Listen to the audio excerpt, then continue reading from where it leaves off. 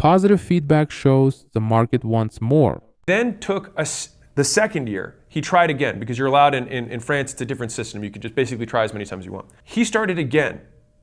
And the second year, he failed again. And then he talked to his brother and he's like, I don't know if being a doctor is for me. Like, I just feel like, imagine this, like failing 2 full years in a row. And his brother said, hey, why don't you go to Belgium? Change the environment, different school, different people, go there. So he went to Belgium, and then his third try, he made it past his first year. Now, mind you, at this point, he had 2 years of learning French, and so he was able to finally actually understand what the professor was saying. So was it that he wasn't smart enough to understand how to become a doctor, or was it that he just had other skills that he lacked along the way? And so a lot of people right now are judging the fact that they didn't succeed because they somehow think it's some innate trait. I'm not smart enough, I'm not good enough.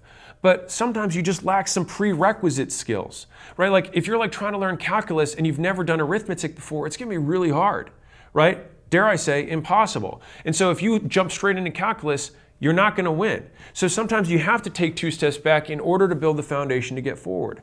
Now, I'm gonna keep the story going. So he then graduates in 7 years, because how long it takes. The actual medical school system is different in Europe. They actually do college and the next degree all is one thing. So 7 years later, he graduates. Okay, then he's this Iranian dude, can't go back to his own country, meets a girl in Belgium. She says, I'm from the US. And so he comes back to the US with the lady who would eventually become my mother. And when he's in the US, his doctor, his MD, doesn't apply here. So he then has to basically do it again in the United States.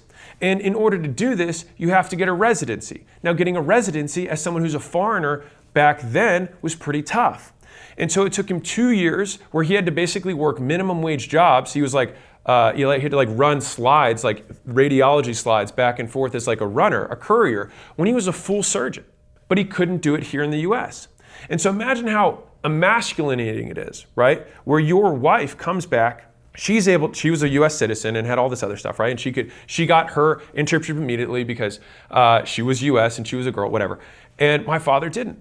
And so he then had to do 2 more years where he didn't have progress. So he told me this whole story, and then eventually, obviously, he got the residency, and then he was able to get in the path. But if you look at that, he basically had 4 or 5 years of his life where there was basically no net gain in progress towards his goals.